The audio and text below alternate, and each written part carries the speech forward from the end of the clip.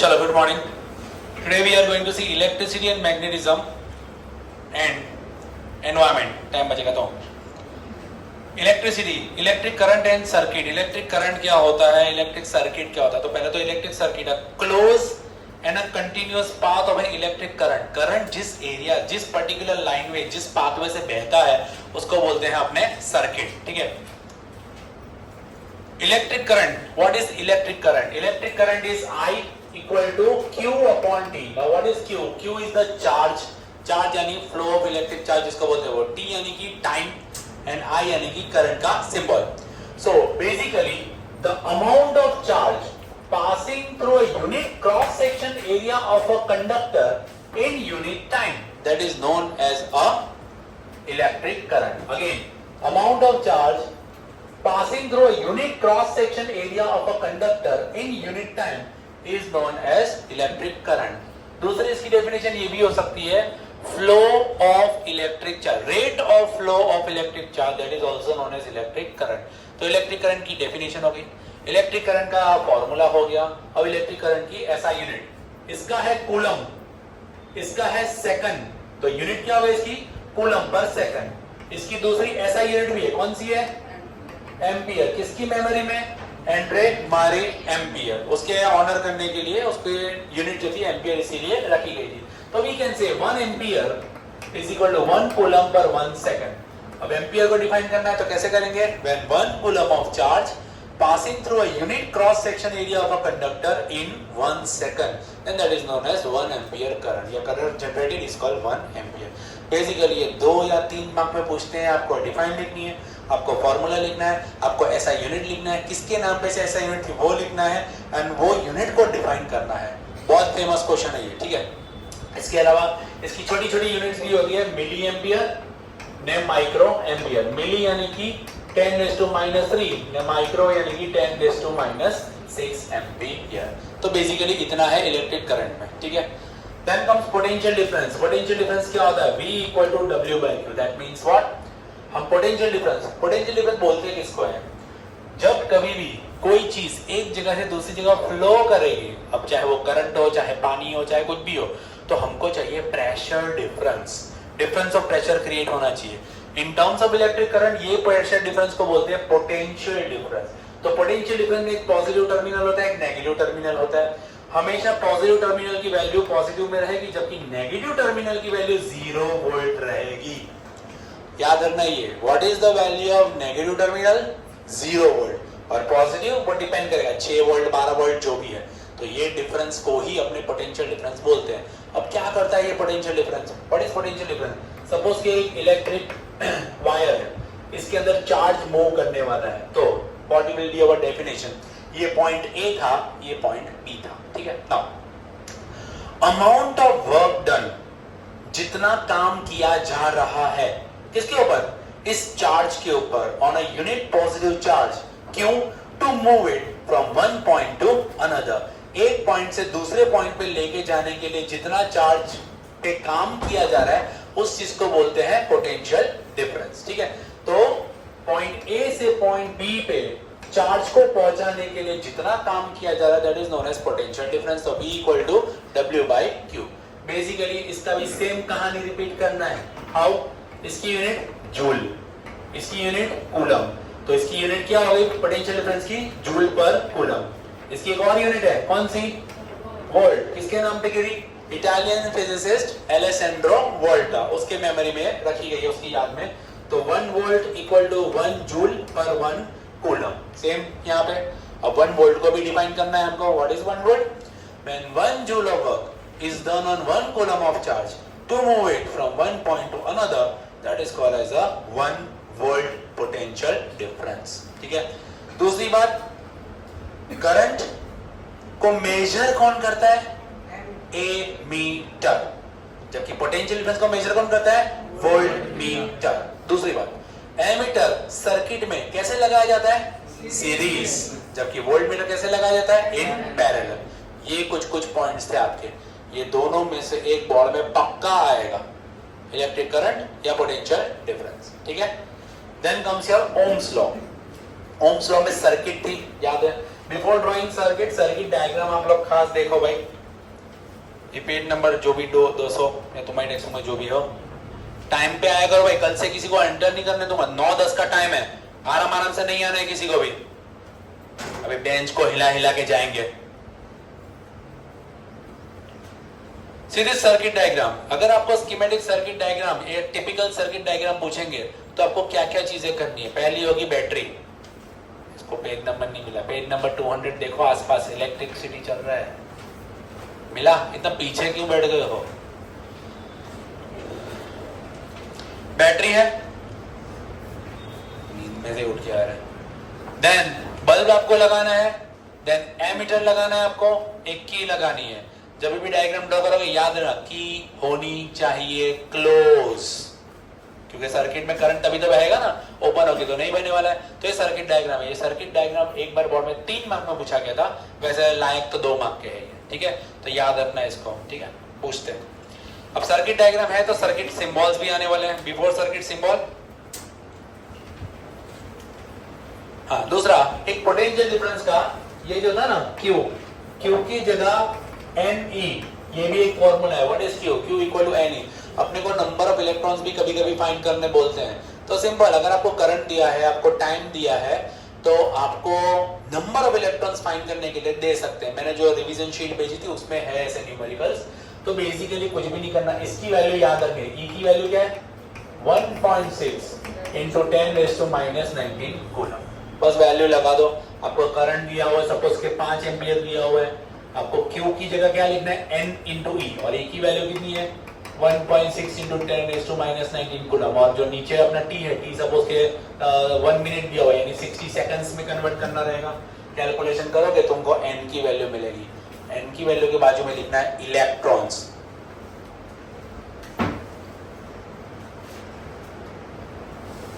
N के बाजू में आपको लिखना है इलेक्ट्रॉन्स। जल्दी चलो, ठीक है, तो N जो रहेगा तुम्हारा नंबर ऑफ इलेक्ट्रॉन्स तुमको मिल जाने वाला है इस तरह से। तो ये ऐसे न्यूमेरिकल्स भी आ सकते हैं। तो अपने फॉर्मूला जो बनते जा रहे हैं वो यहाँ लिखता जा रहा हूं। सबसे पहले Q इक्वल टू Ne, फिर I equal to Q by T, V equal to W by Q। ये 3 फॉर्मूला भी लगाई। Now comes ohm's law. Ohm's law में आपको ये एक्टिविटी आपको मेंशन करनी पड़ेगी। नाउ बिफोर दैट पहले सिंबल्स, ये सारे सिंबल भाई याद रखना। Cell, positive negative terminal, battery, 2-3 cell बताना, और क्या मैंने बताया था इसमें? नेगेटिव को पॉजिटिव से लाइन कनेक्ट करनी है आपको। Then comes your switch open, switch close, उसमें ऑल्टरनेट भी मैंने डायग्राम करवाए थे, वो किए होंगे सभी ने टेक्स्ट बुक में। Then comes wire joint, wire cross without joint, electric bulb, वो दूसरा वाला मत करना, पहला वाला इजी है। रेजिस्टेंस, रेजिस्टेंस में भाई याद रखना तुम लोग है ना, इसको पॉइंटेड ही रखना इस टाइप से, ठीक है। ये ऐसे ऐसे ऐसे करोगे तो बीवी में कोई मार्क्स नहीं देने वाला। और रेजिस्टेंस यानी रेजिस्टर वेरिएबल अगर है तो या तो ये वाला या तो ये वाला, इस टाइप से आप लोग कर सकते हो। देखो टेक्स्ट में जो दिया है ना वैसे करो, बेटर है। ऐसे भी चलता है लेकिन अपने को ज्यादा होशियारी मारने की, जो टेक्स्ट में दिया वैसा करने का, ठीक है। एमीटर दिया हुआ, वोल्ट मीटर दिया, दोनों का प्लस माइनस बाजू में हमको लिखना रहेगा, ठीक है। अब निक्रोम वायर को कनेक्ट करना है सेम सर्किट में, एक्स वाई पॉइंट है, ओम्स लॉ के जो सर्किट पीछे डायग्राम देखो ब्लू वाले में, उसमें निक्रोम वायर कनेक्ट करना है। निक्रोम का एलॉय है, कौन कौन से मेटल से बना हुआ है? तो क्रोमियम, मैंगनीज, आयरन एंड निकल। मेरा पेज फटा हुआ है। तो निकल, क्रोमियम, मैंगनीज एंड आयरन, ये 4 एलिमेंट्स की ये एलॉय है, और ये एलॉय को बीच में रखा गया है। कहां रखा गया है? तो ये जो एक्स वाई आपको दिख रहा है सर्किट में, एक्स वाई गैप, उसके बीच में ये है। Now this alloy is basically acting as a resistance, ठीक है। अब हमको यहाँ पे बैटरी दिया हुआ है, ठीक है। अब बैटरी का 4 अलग अलग सेल्स हमको कनेक्ट करने, लेकिन चारों चार एक साथ में नहीं करने। पहले 1.5, देन 2 सेल यानी 3, देन 3 सेल यानी 4.5, एंड देन 4 यानी कि तुम्हारा हो जाएगा 6 वोल्ट। एंड अकॉर्डिंगली हमारे पास करंट एमीटर में, जो सर्किट में अपने एमीटर है उसमें हमको करंट भी देखना रहेगा। Ultimately you need to make this table. अगर 4 मार्क में या 3 मार्क में लंबी एक्टिविटी पूछी तो, नहीं पूछेंगे तो ये सब करने की कोई जरूरत नहीं है। एक्टिविटी में तुम्हारा पहला कॉलम नंबर ऑफ सेल्स 1 2 3 4, उसके बाद तुम्हारा एमीटर में रीडिंग जो भी आएगी you can use any value, but याद रखना हर एक कैंसिल हो सके वैसे ही लिखो, बेटर रहेगा। अगर 1.5 वो जो अगर फिक्स दिया है तो उसके हिसाब से वैल्यू ले लो, तो 3 ले सकते हो, तो डबल कर देने का, 1.5 है ना तो उसका डबल कर देने का अपने को, तो ज्यादा बेटर रहता है। अगर v की वैल्यू 1.5 है तो i की वैल्यू 3 ले लेना, v की वैल्यू 3 है तो i की वैल्यू 6 ले लेना। ऐसे करते करते सबकी डबल वैल्यू आएगी, तो हमारा last column v by I जो हमको मिलना चाहिए वो कितना आएगा, हर एक की वैल्यू 0.5, जो हमको कांस्टेंट ही लाना है, तो वो आपको यहाँ पे 0.5 वैल्यू आ सकती है। बाकी कोई भी वैल्यू ले सकते हो, बट याद रखना एक सीधा जो बोलते हैं ना कि कंसेक्यूटिव होना चाहिए वो। अब मेन मुद्दा, जब इसका ग्राफ ड्रॉ करते हैं, ग्राफ आपको करना रहता है, तो ग्राफ में आप लोग v बाई आई करना है आपको, यहाँ पे v, यहाँ पे i।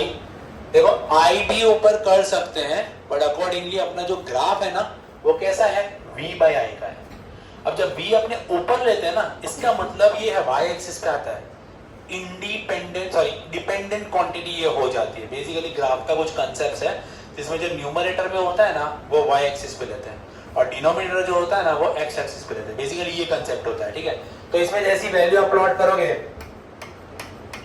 तो इस टाइप से स्ट्रेट ग्राफ बनता है, नीचे वैल्यूज लिख देना, यहाँ पे जो भी तुमने वैल्यू ली थी, और यहाँ 1.5, 3, 4.5 एंड 6, उस तरह से आप लोग वैल्यू ले सकते हो।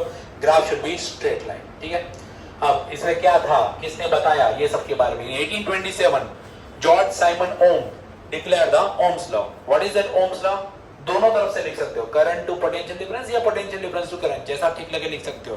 तो electric potential difference between the two ends of the terminal is directly proportional to the electric current passing through a unit cross section area of a conductor, provided that temperature and other physical quantity remains constant। ये तुम्हारा Ohm's law है, board में Ohm's law 2 mark में पूछा गया था, खाली law, तो ये इंपॉर्टेंट से इंपॉर्टेंट टॉपिक है। तो basically what is Ohm's law? B proportional to I, V proportional to remove this sign of proportionality we are putting a constant term, तो क्या लिखेंगे अपने R। What is R here? R is the constant of proportionality known as resistance। तो R की value क्या मिलेगी हमको, V by I। R की वैल्यू में हमको मिलने वाली है V by I। तो अपने पास एक फॉर्मूला है ओम्स लॉ का, V equal to RI, इसके ऊपर से हमको R वाली फॉर्मूला भी मिलती है, और इसी के ऊपर से I वाली फॉर्मूला भी हमको मिल जाती है। तो varieties of formulas from this Ohm's law itself. तो ओम्स लॉ हमको कब यूज करना है, जब हमारे पास करंट हो, जब हमारे पास पोटेंशियल डिफरेंस हो, और हमको रेजिस्टेंस पूछा है, तब ओम्स लॉ आएगा, ठीक है, इस तरह से।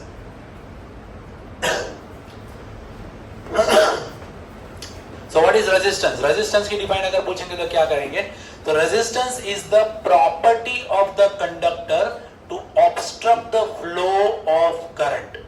ये वो प्रॉपर्टी है करंट उस मटेरियल की, खुद की मटेरियल की, जो करंट को रोकता है, that is called as a resistance, ठीक है। तो रेजिस्टेंस यहाँ पे इनवर्सली प्रोपोर्शनल टू करंट है। यहाँ पे ये फॉर्मूला देखो, अगर करंट बढ़ेगा तो रेजिस्टेंस कम हो जाएगा, और अगर करंट कम होगा तो रेजिस्टेंस बढ़ेगा। They are inversely proportional to each other. लेकिन अकॉर्डिंगली दिस वन, पोटेंशियल बढ़ेगा तो करंट भी बढ़ेगा, पोटेंशियल कम होगा तो करंट भी कम होगा। तो ये डायरेक्टली में क्या है और उसमें क्या है वो याद रखना। दूसरा, रेजिस्टेंस की यूनिट क्या है, ओम। उसी जॉर्ज साइमन ओम के ऑनर में रखी गई ओम। तो इसके ऊपर से 1 ohm is equal to 1 volt upon 1 ampere. तो मुझे अगर इसको डिफाइन करना है 1 ohm current, I mean 1 ohm resistance अगर करना है डिफाइन, तो क्या करेंगे, when 1 volt potential difference is between the two ends of the terminal having current of 1 ampere, then the resistance is 1 ohm। तो ये डिफाइन भी आपको पूछी जाती है। ओम्स लॉ अगर आपको पूछेंगे, जॉर्ज साइमन ओम 1827 लॉ, मैथमेटिकल स्टेप्स, इसको मैथमेटिकल स्टेप्स बोलते हैं इस लॉ का। मैथमेटिकल स्टेप्स, आर को डिफाइन करना है, रेजिस्टेंस को डिफाइन करना है, ये फॉर्मूला बतानी है, R और I का रेफरेंस बताना है यहाँ पे कि R and I are inversely proportional to each other. R क्या है, ओम। ओम यूनिट है, वो यूनिट को एक्सप्लेन करना है और इस यूनिट को डिफाइन करना है। दूसरा, इस सिंबल का नाम क्या है, ग्रीक सिंबल ओमेगा, इसको ओमेगा बोलते हैं, ठीक है। बाई चांस पूछे एग्जाम में तो। Then comes activity 12.2। बेसिकली इसे पूछते नहीं है, बट अगर पूछे तो यहाँ पे हमको पूछा गया है कि क्या सभी का वायर का रेजिस्टेंस या सभी मटेरियल का रेजिस्टेंस सेम होता है? तो नहीं। यहाँ पे हम लोग तीन अलग अलग देख रहे हैं, एक वायर है निक्रोम वायर, एक कॉपर वायर है, एक छोटा बल्ब है, बड़ा बल्ब है। इन सब के रेजिस्टेंस आप देखोगे तो सबके रेजिस्टेंस अलग अलग है, और रेजिस्टेंस अलग अलग है तो करंट की वैल्यू हमको अलग अलग यहाँ पे मिलने वाली है। तो बेसिकली ये बता रहे हैं यहाँ पे डिफरेंट रीडिंग सब में आने वाली है।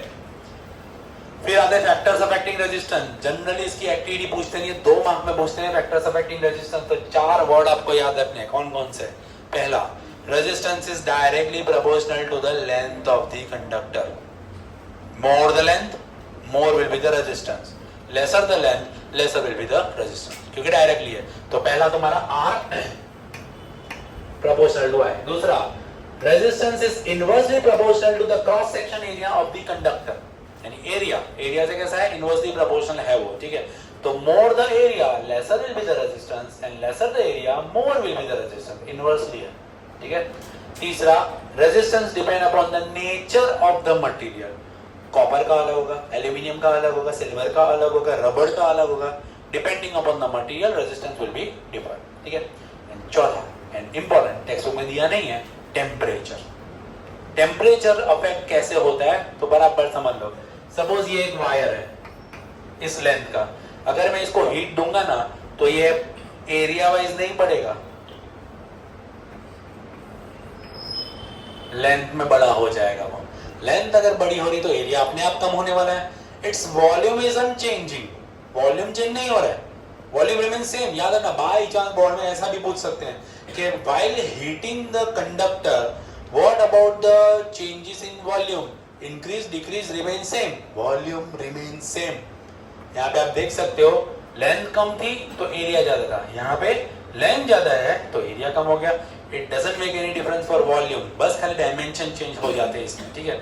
सो लेंथ बढ़ गई, हीट करने से लेंथ बढ़ गई, लेंथ बढ़ गई तो अकॉर्डिंगली लेंथ अगर बढ़ता है तो रेजिस्टेंस भी बढ़ जाता है, ठीक है।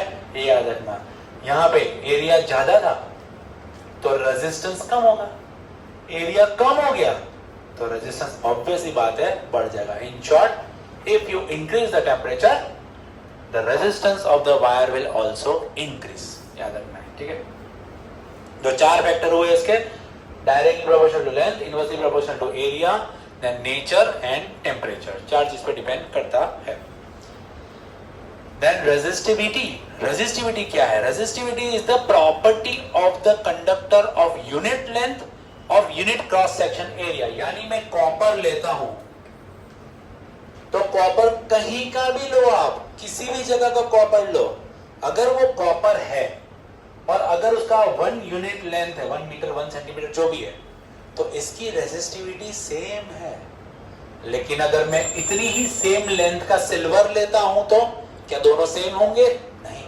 सो दिस रेजिस्टेंस इनका अलग तो है, but resistivity depends upon just 2 things, nature and temperature. याद रखना, resistivity it's a property of the conductor of unit length and unit cross section area of a conductor. बस रेजिस्टेंस क्या है? It's a property of the conductor to obstruct the flow of current, वो current को रोकता है।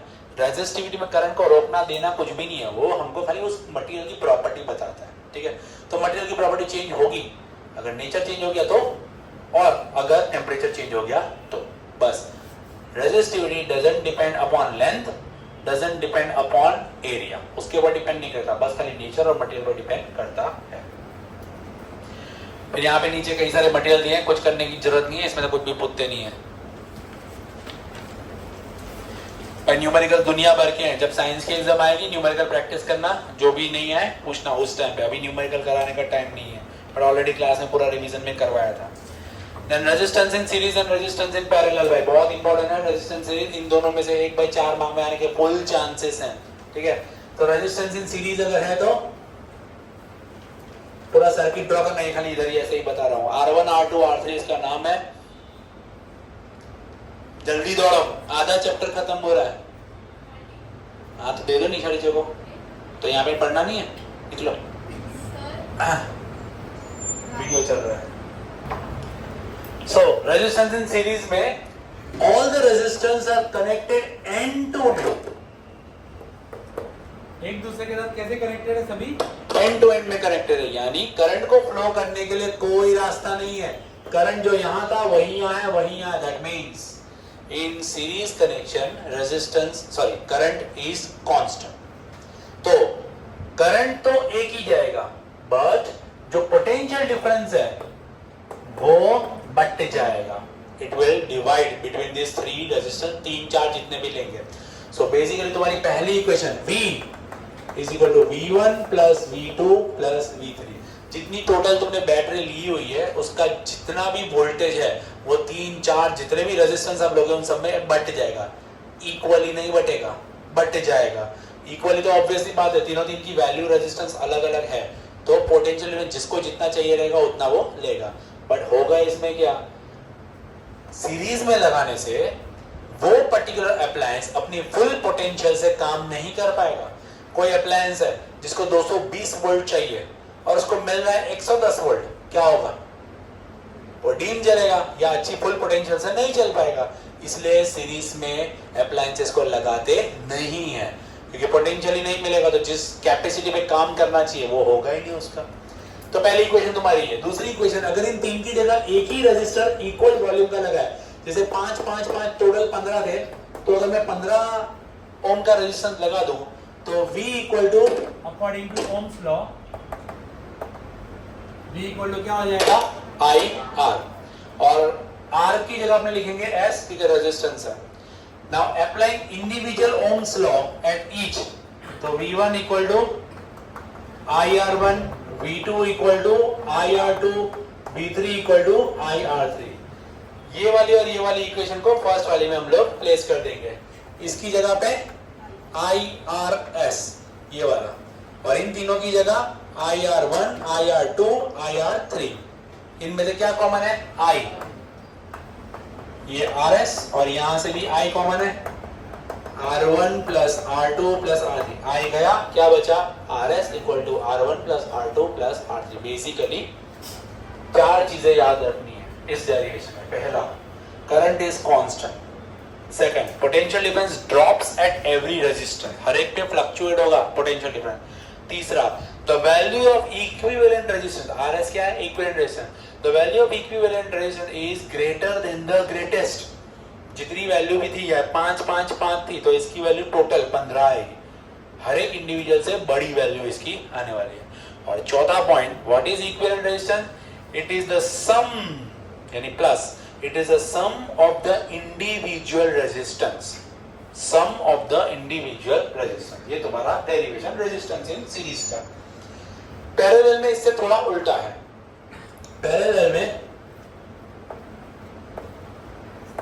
इस type से circuit रहती है जिसमें R1, R2 ने R3 रहेगा। इसमें करंट को जाने के लिए यहां पे भी रास्ता है, यहां पे भी है, यहां पे भी, यानी करंट बट जाएगा। लेकिन पोटेंशियल डिफरेंस इन तीनों तीन के अगेंस्ट एक ही वायर पे यहाँ पे पोटेंशियल डिफरेंस अपने लगा सकते हैं। तो in this case it is exactly opposite. इसमें पहली इक्वेशन तुम्हारी बनेगी I equal to I1 plus I2 plus I3, क्योंकि करंट यहाँ पे कांस्टेंट नहीं है, पोटेंशियल डिफरेंस है। दूसरा, अगर ये तीन की जगह एक ही रेजिस्टेंस लगाते, ओम्स लॉ अप्लाई करते हैं, I equal to V by RP, क्योंकि पैरेलल में। और तीसरी, इंडिविजुअल पे I1 equal to V upon R1, I2 equal to V upon R2, I3 equal to V upon R3। इन दोनों इक्वेशन को इसमें चौपड़ दो, क्या आएगा? पहले ले ले V अपॉन RP, इसमें V upon R1, V upon R2, V upon R3। क्या कॉमन निकलेगा? V, वो कट जाएगा, क्या बचा? 1 upon RP equal to 1 upon R1 plus 1 upon R2 plus 1 upon R3। Basically same steps opposite खाली कर देते हैं, ठीक है। अब इसके 4 पॉइंट कौन कौन से हैं? पहला, current fluctuates eight every resistance. दूसरा, पोटेंशियल डिफरेंस इज कांस्टेंट। तीसरा, the value of equivalent resistance, इसका कैलकुलेशन करते हमने देखा है, the value of equivalent resistance is smaller than the smallest. जो छोटी वैल्यू होगी ना उससे भी कम वैल्यू आएगी। तो इसलिए हम घरों में जनरली क्या, हमेशा पैरेलल कनेक्शन को ही प्रीफर करते हैं। और चौथा, डेफिनेशन, ये बराबर सुनना, the reciprocal of the equivalent resistance, reciprocal यानी उल्टा, the reciprocal of the equivalent resistance is equal to sum of the reciprocal of the individual resistance. देखिए इंडिविजुअल जो है ना उनके भी रेसिप्रोकल्स ही हैं, इन सबको उल्टा करके ये सीरीज वाला फॉर्मूला नहीं लगा सकते आपने, ठीक है, ये उल्टा ही रहेगा इसमें। तो ये था तुम्हारा सीरीज और पैरेलल कनेक्शन, इसके बेस पे न्यूमेरिकल्स भी पूछते हैं और काफी इंपॉर्टेंट भी है। Then comes your practical application of heating effect of electric current. तो भाई दो है यहाँ पे, एक तो है अपना टंगस्टन वाला, कौन, बल्ब, उसमें जो फिलामेंट रहती है कौन सी रहती है, वो टंगस्टन की रहती है। कितना टेम्परेचर है उसका, 3380। अब हीटिंग इफेक्ट का मतलब क्या है, whenever electric current is being passed and if the material is of high resistance, अगर उस मटेरियल का रेजिस्टेंस हाई है तो करंट बहने के साथ साथ उस मटेरियल को वो हीट कर देगा, that is called the heating effect of electric current. अभी एग्जाम में भी मैंने पूछा था। तो बेसिकली टंगस्टन एक एग्जांपल है, आई मीन टंगस्टन यानी इलेक्ट्रिक बल्ब एक एग्जांपल है, और दूसरा fuse. Fuse is also an example of heating effect of electric current. क्या काम है फ्यूज का, इट्स अ सेफ्टी डिवाइस, 13 जब यानी मैग्नेटिज्म में भी आता है, it's being used as a safety device. कभी भी किसी भी अप्लायंसेस का जो फ्यूज होता है वो उसकी टोटल करंट की वैल्यू से बस थोड़ा सा ही ज्यादा होता है। जैसे अगर कोई अप्लायंस है जो 4 एम्पियर ले रहा है तो उसका फ्यूज कितना लगेगा, 5 एम्पियर, उससे थोड़ा ही ज्यादा। फ्यूज कौन कौन से मेजर्स के आते हैं, 1, 2, 3, 5, 10, 15, ये 6 तरह के फ्यूजेस आते हैं।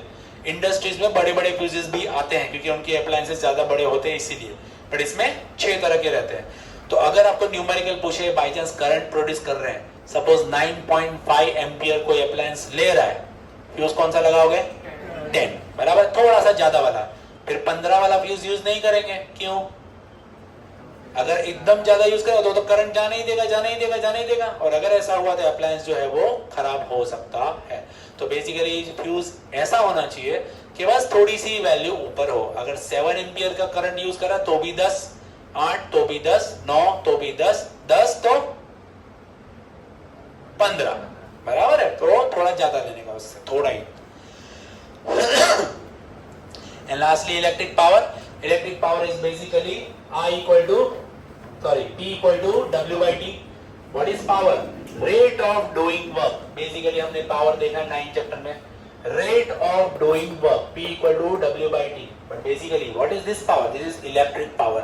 तो ये एनर्जी जो है वो कैसी, इलेक्ट्रिकल एनर्जी है ये। तो P equal to W by T, ठीक है।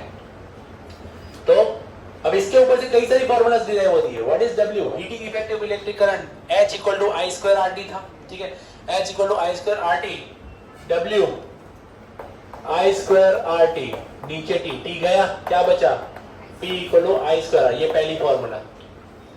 अब इसमें R की जो वैल्यू जो है वो आप लोग ओम्स लॉ में से करो, V by I, R equal to क्या होता है, V by I, एक I गया, क्या बचा, P equal to VI, एक ये भी फॉर्मूला बन गई तुम्हारी। तीसरा I की जगह, सॉरी V की जगह पे IR, और ये सॉरी वो तो हो गई, I की जगह पे V by R, तो क्या हो जाएगा तुम्हारा V square by. Basically 3 formula इसमें से बनती है, यार इंपॉर्टेंट है। इसके पहले ये I स्क्वायर RT वाला भी एक डेरिवेशन है भाई, जूल्स लॉ ऑफ हीटिंग, वो भी समझ लो। I square RT, we are knowing W equal to V into Q, potential difference की फॉर्मूला थी। V क्या है, IR, Q क्या है, IT, मल्टीप्लाई करोगे क्या हो जाएगा, I स्क्वायर RT। ये था वर्क यानी energy. But if majority energy is used up in heat, तो W की जगह मैं क्या लिखूंगा, H equal to I square RT। This is known as Joule's law of heating. Joule's law of heating में 3 ही पॉइंट है जो तुम्हारे फॉर्मूला पे से आता है। What is joules law of heating? Joule's law of heating in which H, heat, is directly proportional to the square of the current. Second, directly proportional to the resistance of the circuit. Third, directly proportional for the time for which the current is passed. Simple है। 4 mark में ये derivation भी पूछते हैं। इस chapter में derivation की दुकान लगी हुई है, बराबर है। तो that was your chapter number 11, electricity. Numericals इसमें भर के हैं। Now magnetic effects of electric current. हमने हीटिंग इफेक्ट देखा, उसके बाद हमारा इलेक्ट्रिक करंट का एक मैग्नेटिक इफेक्ट भी है, जिसको मैग्नेटिज्म भी अपने बोलते हैं। तो बेसिकली मैग्नेटिज्म सबसे पहले किसने नोटिस किया था? ये हैंस क्रिश्चियन ऑर्स्टेड, इसने नोटिस किया था। कैसे नोटिस किया था? एक सर्किट थी जिसमें करंट पास हो रहा था, एंड एक्सीडेंटली वहां पे कंपास पड़ा हुआ था। कंपास याद है ना, नॉर्थ साउथ जो सीख करता है वो। तो कंपास में जैसे ही करंट पास किया तो उसने नोटिस किया कि कंपास डिफ्लेक्ट हुआ, कंपास की जो नीडल है वो डिफ्लेक्ट हुई। तो इससे अंदाजा मिल गया कि इलेक्ट्रिक करंट जब पास होता है तो मैग्नेटिक फील्ड भी क्रिएट होती है यहाँ पे। ठीक है, तो थोड़ा और भाई साहब ने अंदर जांच पड़ताल की। देखो मैग्नेटिक फील्ड की जो यूनिट है ना वो ऑर्स्टेड भी है, इसी के मेमोरी में ऑर्स्टेड भी है। इसकी एसआई यूनिट है टेस्ला। अभी की एग्जाम में भी पूछा था और दिसंबर में भी मैंने पूछा था, बराबर है, टेस्ला। और ये एसआई यूनिट है और इसकी छोटी यूनिट है गॉस। तो 1 tesla is equal to 10⁴ gauss होता है। कि भाई लिख देना कहीं पे अगर नहीं लिखा हो तो, टेस्ला मैग्नेटिक फील्ड की एसआई यूनिट है, बराबर है। ये याद रखना, बोर्ड में अगर पूछे तो फांफे नहीं मारो। वैसे तो 2 बार आ ही चुका है तो अब मेरे ख्याल से नहीं होगा कुछ। सो बेसिकली ऑर्स्टेड ने ये हमको बताया था कि ऐसा ऐसा भी होता है। तो मैग्नेटिक फील्ड और मैग्नेटिक फील्ड लाइंस, पहले तो मैग्नेटिक फील्ड और मैग्नेटिक फील्ड लाइंस क्या है? तो व्हेनेवर अ मैग्नेटिक पीस जो जिसमें मैग्नेटाइज हुआ है, जिसमें भी मैग्नेटिक फील्ड है, वो अपने सराउंडिंग में एक स्ट्रॉन्ग फील्ड रिलीज करता है, जैसे कि एक बार मैग्नेट। बार मैग्नेट में हमने देखा हुआ है, बार मैग्नेट में एक पोल कैसा होता है? नॉर्थ, और एक पोल कैसा होता है? साउथ। तो इसका एक्सपेरिमेंट एक एक्टिविटी थी यहाँ पे। एक बार मैग्नेट लिया, एक कार्डबोर्ड लिया, उसको कार्डबोर्ड के व्हाइट शीट चिपका दी, उसका बॉर्डर ड्रॉ कर दी और उसके बाद बार मैग्नेट रख दिया। फिर क्या किया? आयरन फाइलिंग्स, आयरन का पाउडर रेंडमली उसको छिड़क दिया। फिर क्या किया? टैपिंग, टक टक टक टक टैपिंग किया। तो हमको कुछ अरेंजमेंट दिखी यहाँ पे।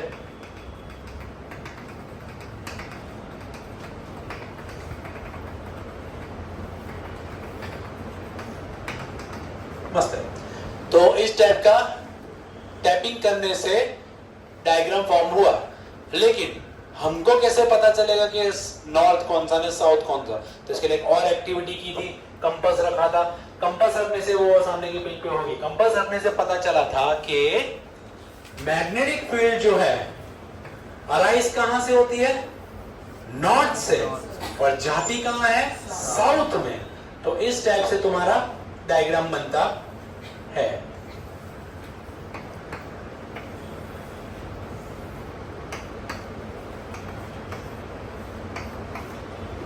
यहां से बाहर निकलना है और यहां से अंदर एंटर करना है, और यहां पे अंदर पैरेलल लाइन जैसा बनेगा, यूनिफॉर्म यहां पे बीच में होती है।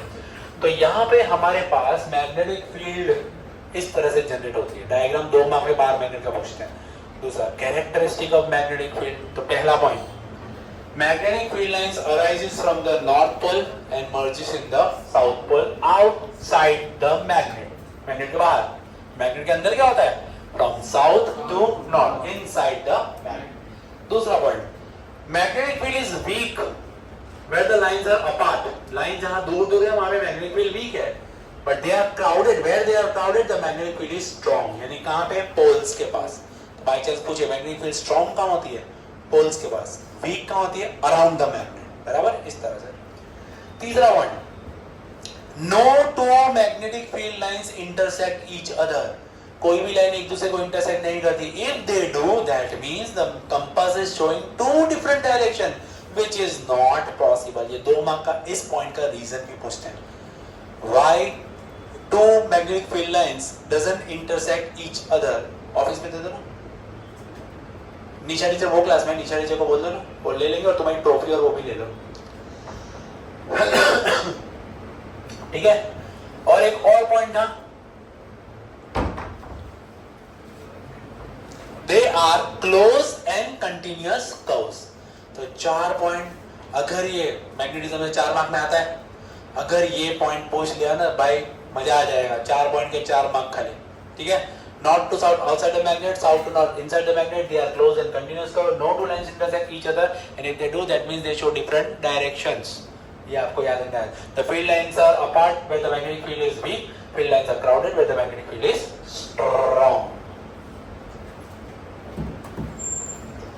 कंपास में बाय चांस पूछे, कंपास में जो नॉर्थ दिखाता है वो बेसिकली क्या होता है? साउथ पोल, क्योंकि वो नॉर्थ दिखा रहा है, नॉर्थ अर्थ का दिखा रहा है वो, तो खुद क्या होना चाहिए? South pole. Tricky question by chance पूछे, उनको लगे कि हाँ भाई तुम लोग सब एकदम इंटेलिजेंट हो, तो now magnetic field in a straight conductor, अगर स्ट्रेट कंडक्टर है, स्ट्रेट कंडक्टर है, सेम एक्सपेरिमेंट, इसको ऐसे रखा हुआ है, यहाँ कार्डबोर्ड रखा हुआ है, कार्डबोर्ड के थ्रू वो रखा हुआ है, कार्डबोर्ड के ऊपर वही होली खेलेंगे, यानी कि एंड फाइलिंग्स रखेंगे और टैपिंग करेंगे, क्या पता चलेगा हमको? इस टाइप से कॉन्सेंट्रिक सर्कल्स जो है उस टाइप में बन जाए। कॉन्सेंट्रिक सर्कल यानी क्या? सर्कल के अंदर सर्कल के अंदर सर्कल, इसको बोलते हैं कॉन्सेंट्रिक सर्कल। तो इसका पैटर्न कैसा है? For a straight current carrying conductor, the magnetic field is in the shape of concentric circles. ये मेन इसमें, ठीक है। अब इसमें कुछ कुछ चीजें याद रखनी है। सबसे पहले magnetic field B is directly proportional to current। इसका मतलब more the current, more will be the magnetic field। अगर तुम ज्यादा करंट पास करोगे, what about the shape of this concentric circles? कैसा हो जाएगा?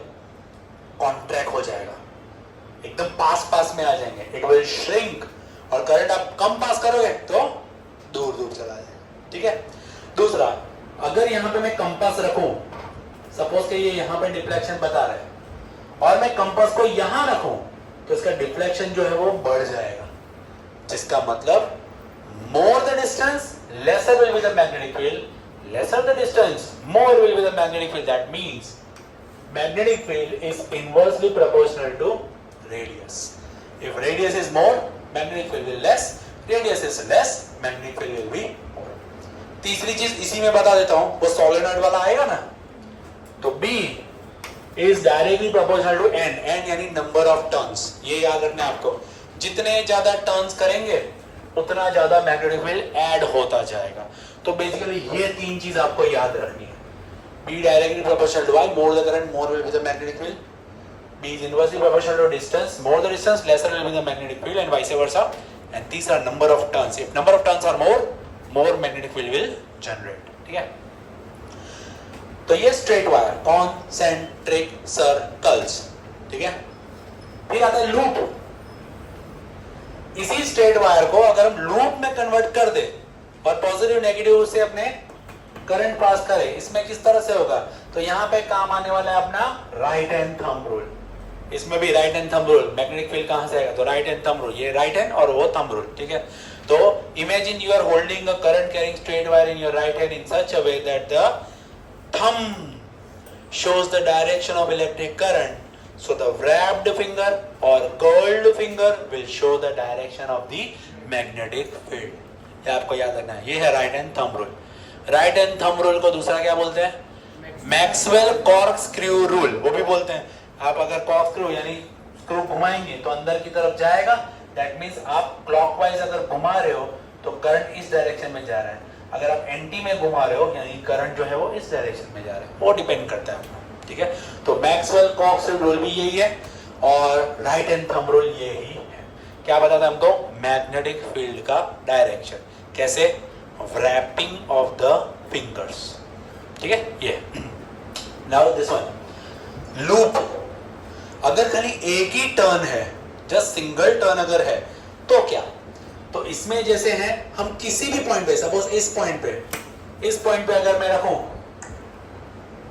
तो करंट ऊपर की तरफ, ये पॉजिटिव है तो करंट तो ऐसे जा रहा है, तो करंट ऊपर, तो या obviously right hand thumb rule में ऐसे यूज करने वाला हूं, तो ये इस टाइप से बाहर से अंदर की तरफ, बाहर से अंदर की तरफ, बाहर से अंदर की तरफ। दैट मींस अगर करंट क्लॉकवाइज जा रहा है बाहर से अंदर की तरफ, तो ये पोल कैसा होगा?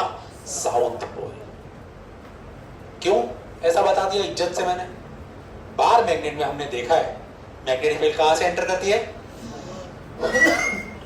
अंदर कहां से एंटर करती है? साउथ पोल से।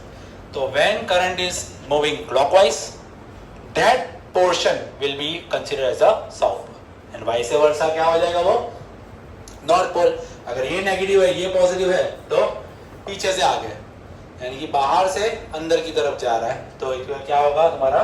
North pole. ये दोनों चीज याद रखना। क्लॉक तुम्हारी तरफ से बता रहा हूं, क्लॉक, तो ये वाला पोल कौन सा होगा? साउथ। और मेरी तरफ से अगर मैं यही चीज देखूं तो मुझे एंटी क्लॉक दिखेगा, तो मेरे लिए कौन सा पोल होगा? नॉर्थ। अब ये तो एक टर्न है, ये लूप में अगर ऐसे ही एक सॉफ्ट आयरन कोर लेते हैं और उसके ऊपर नंबर ऑफ टर्न्स अगर बिठाते हैं ये क्या हो जाएगा तुम्हारा? सोलेनॉइड। क्या बोलेंगे सोलेनॉइड? कैसे डिफाइन करेंगे? An insulated copper wire wrapped around a soft iron core in a form of a cylinder, तो इसको क्या बोलते हैं अपने? सोलेनॉइड। जब इलेक्ट्रिक करंट पास करेंगे तो अगर ये क्लॉकवाइज है, मेरी तरफ से क्लॉकवाइज अगर है, तो ये वाला पोल साउथ कहलाएगा, ये नॉर्थ कहलाएगा। ऐसा क्यों? क्योंकि इसकी मैग्नेटिक फील्ड जो है वो बार मैग्नेट जैसी आने वाली है, जिसमें इस टाइप का डायरेक्शन बनेगा, नॉर्थ से साउथ की तरफ डायरेक्शन बनने वाला है। अरे तो सोलेनॉइड का डायग्राम, अभी मैंने इलेक्ट्रोमैग्नेट का डायग्राम पूछा था, सेम यही आएगा, बराबर है। सोलेनॉइड का बनाओ, उसमें मैग्नेटिक फील्ड शो करने की जरूरत नहीं है, खाली आपको एक सॉफ्ट आयरन कोर बनाना है और फिर बस। ये 2 मार्क का पूछा था मैंने, बराबर है। तो इलेक्ट्रोमैग्नेट भी इसी को बोलते हैं। Solenoid is basically electromagnet. जब तक इलेक्ट्रिसिटी बहेगी तब तक ही मैग्नेटिक प्रॉपर्टी शो होगी, इलेक्ट्रिसिटी बंद, मैग्नेटिक प्रॉपर्टी गॉन, बराबर है। तो दैट इज बेसिकली सोलेनॉइड। तो तीनों 3 का कंसेप्ट यहां पे आ चुका है। उसके बाद एक्टिविटी तुम्हारी 12.7 बहुत इंपॉर्टेंट, 4 मार्क में पूछते हैं।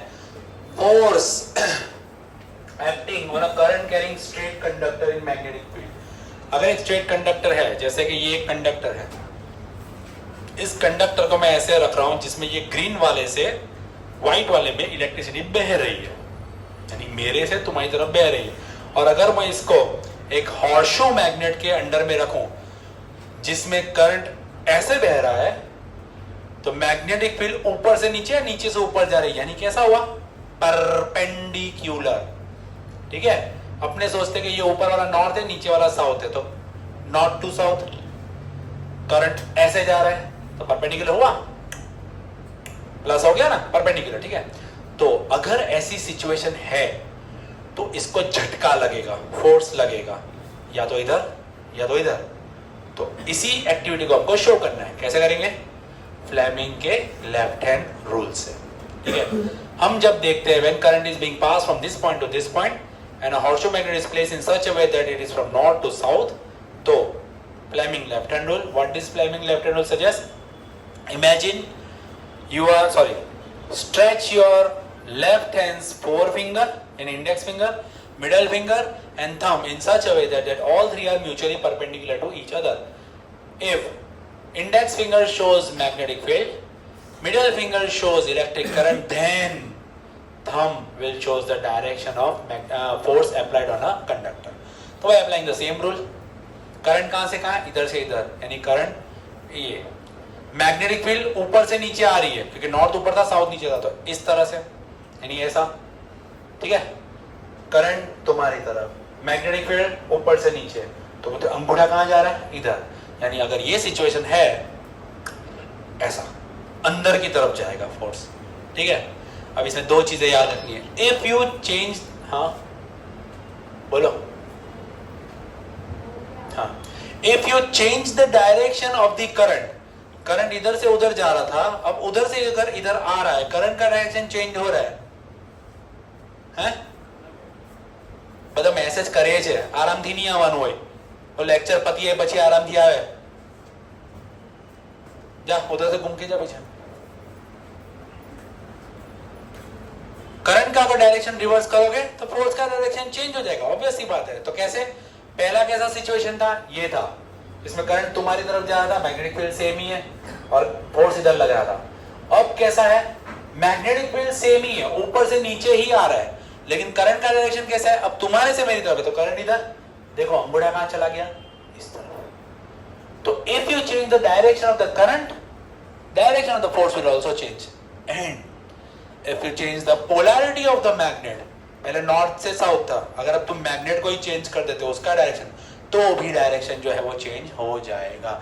तो this activity suggest the direction of the force acting on a conductor. वो डिपेंड करेगा कहां पे लग रहा है, it depends upon two things, direction of the current and direction of the magnetic field. दो चीज पे डिपेंड करता है, ठीक है। And by which law, Fleming's left hand rule, ठीक है। फ्लेमिंग लेफ्ट हैंड रूल को राइट हैंड पाम रूल भी बोलते हैं। फिलहाल इसको याद रखो, बाय चांस वो दिखे, फ्लेमिंग के लेफ्ट हैंड रूल को राइट हैंड पाम रूल भी बोलते हैं, पाम, ठीक है। तो पाम का मतलब ये है कि ये जो पाम है, पाम यानी कि ये, इसको पाम नहीं बोलते, इसको पाम बोलते हैं। Palm shows the direction of current, finger shows the direction of magnetic field, then thumb will shows the direction of force। याद रखो खाली, बाय चांस पूछे तो, ठीक है। इलेक्ट्रिक मोटर जनरेटर नहीं है ना, हाँ करा दो। एक वो मैग्नेटिज्म इन मेडिसिन वाला एमआरआई याद रखना, मैग्नेटिक रेजोनेंस इमेजिंग। अपनी कौन सी दो ऑर्गन में मैग्नेटिक फील्ड सबसे ज्यादा बहती है, हार्ट एंड ब्रेन। तो एमआरआई इनका बहुत अच्छे से, टिश्यू जो होते हैं वो कोई डिफेक्ट होता तो इजीली पता चल जाता। वो एक पैराग्राफ है 2 मार्क का है, कर लेना, येलो वाला, ठीक है। Last but not the least, तुम्हारा domestic electric circuit. Domestic electric circuit consist of 2 main wires, जिसको मेन्स भी बोलते हैं, जिसमें एक रेड कलर का इंसुलेशन होता है, क्या बोलते हैं उसको, लाइव वायर। जिसमें ब्लैक कलर का होता है, क्या बोलते हैं उसको, न्यूट्रल वायर, ठीक है। एक और वायर भी होता है ग्रीन कलर, जिसको बोलते हैं अर्थिंग वायर, ठीक है। डोमेस्टिक इलेक्ट्रिक सर्किट का डायग्राम आपको एकदम अच्छे से बनाना है। इसका पाथवे कैसा है, ट्रांसफार्मर से लाइव वायर, फिर सबसे पहले फ्यूज, सबसे पहले कैसे, सीरीज में कनेक्टेड होता है, फिर तुम्हारा इलेक्ट्रिक मीटर, फिर तुम्हारा डिस्ट्रीब्यूशन बॉक्स, घर का डिस्ट्रीब्यूशन बॉक्स, और फिर तुम्हारे घर का अरेंजमेंट कैसा है, पैरेलल, बराबर है। पैरेलल अरेंजमेंट इस तरह से दिया हुआ है, और उन सभी पैरेलल कनेक्शन में जो तीसरा ऊपर का पॉइंट है, वहां से देखो अर्थिंग वायर ग्रीन कलर का निकला हुआ है और वो ग्राउंड हो जाता है। Now this is basically domestic electric circuit. 4 mark में डोमेस्टिक इलेक्ट्रिक सर्किट होते हैं। अब इसके साइड इफेक्ट्स भी कुछ है इसके, यानी कि अगर वायर्स में कुछ प्रॉब्लम हो जाए, 2 प्रॉब्लम। पहला, short circuit. What is short circuit? When a live and neutral wire comes in contact with each other. तो लाइव और न्यूट्रल वायर एक दूसरे के कांटेक्ट में अगर आ जाए किसी वजह से, वो किसी वजह का मतलब क्या होता है कि इंसुलेशन निकल जाए, उसका जो ऊपर का पीवीसी कोटिंग होता है वो निकल जाए तो भी टच हो जाए, या पर्टिकुलर जो वायरिंग की गई है उसमें कोई फॉल्ट आ जाए, या अप्लायंस में फॉल्ट आ जाए। In this scenarios this both live and neutral, तुम दोनों इधर ध्यान दो, क्या भापे मार रहे हो, लाइव एंड न्यूट्रल वाले एक दूसरे के कांटेक्ट में आएंगे and ultimately abruptly high current will pass in the circuit. और अगर हाई करंट गया और अगर फ्यूज नहीं हुआ तो बूम, दिवाली, ठीक है। फ्यूज क्या करेगा, सेफ्टी मेजर, ज्यादा करंट गया तो वो फ्यूज मेल्ट हो जाएगा, सर्किट वहां पे ही ब्रेक कर देगा। ये चीज होती है शॉर्ट सर्किट में। दूसरा, ओवरलोडिंग। कभी कभी एक ही सॉकेट में जिसका करंट जनरेशन इतना है भी नहीं, वहां पे 4-5 अप्लायंस एक साथ एक ही सॉकेट में लगा दिए तो करंट, बहुत सारे अप्लायंस एक ही जगह से खींचेंगे। इस कंडीशन में भी आग लगे, क्योंकि वायर गर्म हो जाएगा, इस कंडीशन में भी आग लगने के चांसेस बढ़ जाते हैं। तो short circuit and overloading are the 2 different phenomena in which consequences of fire take place। तो ये नहीं होना चाहिए, सर्किट को इसी तरह से ध्यान से यूज करना चाहिए ताकि ना ओवरलोड हो ना शॉर्ट सर्किट हो, ठीक है। So that was your chapter number जो भी था मैग्नेटिज्म 11 या 12। इसके बेस पे एक दो ही न्यूमेरिकल है, वो direction of the flow of current, electron जाता है, प्रोटॉन जाता है, magnetic field, Fleming left hand rule से आपको बताना है, ठीक है, ये था। Then comes your 13 chapter. 13 यानी कौन सा? एनवायरमेंट। भाई एनवायरमेंट में तुम्हारा 4 मार्क का एक आंसर आता है और ऑब्जेक्टिव्स आ सकता है। तो एनवायरमेंट में बेसिकली सबसे पहले बायोडिग्रेडेबल एंड नॉन बायोडिग्रेडेबल। क्या होता है biodegradable? The substance which can be decompose by the action of micro organisms. तो जैसे हो गया paper, food, stele food, vegetables, ये सब हो गया। नॉन बायोडिग्रेडेबल में कौन आएगा? The products or the substance which cannot be degraded by the action of microorganisms that are called non-biodegradable substance। Plastic हो गया, पेस्टिसाइड्स हो गया, केमिकल्स हो गया, ग्लास हो गया, ये सारे इसके एग्जांपल्स हो गए। 2 मार्क में इसका डिफरेंस तुमको पूछा जा सकता है। फिर ये चारों 4 लंगर जो है, प्रोड्यूसर, हर्बीवर, कार्निवर, ओमनीवर, डीकंपोजर, इनका एक लाइन है, क्या बोलते हैं इसको? फूड चेन, ठीक है, फूड चेन। फूड चेन में ट्रॉपिक लेवल्स होते हैं। तो सबसे पहला ट्रॉपिक लेवल कौन सा है? प्रोड्यूसर। प्रोड्यूसर के नंबर्स कितने होते हैं? हाईएस्ट नंबर्स होते हैं, बहुत ज्यादा होते हैं। उसके बाद हर्बीवर, उसके बाद कार्निवर, उसके बाद decomposer. It forms a pyramidical structure. एक पिरामिडिकल स्ट्रक्चर जो है वो बनाता है, जिसमें ये पिरामिडिकल स्ट्रक्चर हमको एनर्जी भी बताता है। सबसे ज्यादा एनर्जी किसमें होगी? प्रोड्यूसर, उसके बाद हर्बी, कार्नी, डीकंपोजर, ठीक है। और ये पिरामिडिकल स्ट्रक्चर कितने ट्रॉपिक लेवल तक हो सकता है? ज्यादा से ज्यादा 4 या 5। क्यों?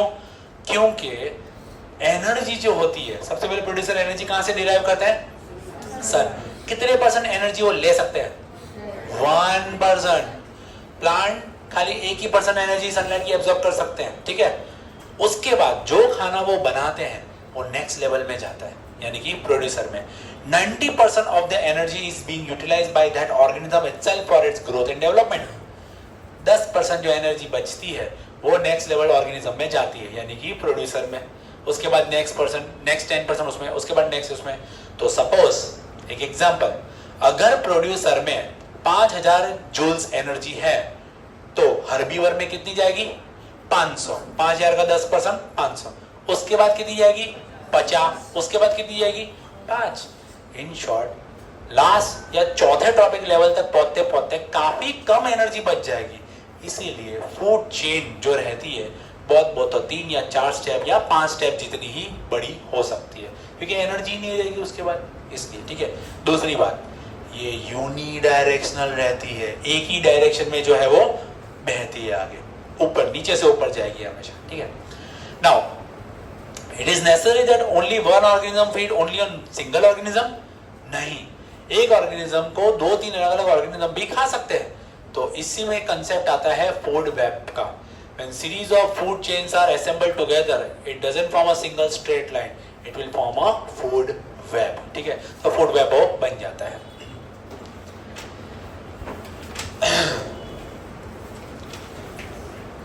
इसके बाद ozone layer. Ozone layer first over, ozone का फॉर्मूला O3।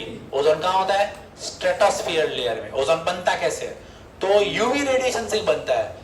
पहले तो ऑक्सीजन के मॉलिक्यूल जो है O2, उसको वो डिसइंटीग्रेट करता है यूवी रेडिएशन। तो O2 get disintegrate by the presence of UV radiation, O+O। Now this single O atom will combine with O2 molecule and forms O3, and this O3 will form a protective shield around stratosphere layer which protects us from the harmful ozone radiation।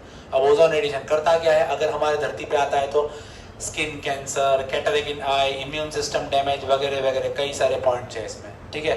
तो आपको अभी ब्रज में भी पूछा था, ब्रज का paper में अभी जो था वो उसमें पूछा था। बहुत ही सिंपल है, 4 मार्क में भी पूछा जाता है। तो कंटेंट काफी कम है, हर एक टॉपिक का कंटेंट काफी कम है। इसमें एक और टॉपिक रह गया, बायोलॉजिकल मैग्निफिकेशन। याद है? बायो मैग्निफिकेशन सबसे अलग किसमें होता है? इंसान में। क्या बोला? हाँ, ह्यूमंस, इंसानों में सबसे ज्यादा। क्यों? क्योंकि अपने top of the food chain आते हैं। प्लांट्स में केमिकल, पेस्टिसाइड्स, फर्टिलाइजर, ये सब यूज होते हैं। Basically they are chemicals. ये पूरी तरह से वॉश आउट नहीं हो जाते, या तो पानी में धुल के एक्वेटिक में जाएंगे, या तो फिर अपने ही खाने में स्टोर होते जाएंगे। अल्टीमेटली फूड से, हर्बी से, कार्नी से, अपने ओमनी में भी आता है। एंड क्योंकि हमको कोई खाने वाला नहीं है, तो सबसे ज्यादा रेसिडुअल फॉर्म में पेस्टिसाइड जो रहता है वो हमारे अंदर होता है।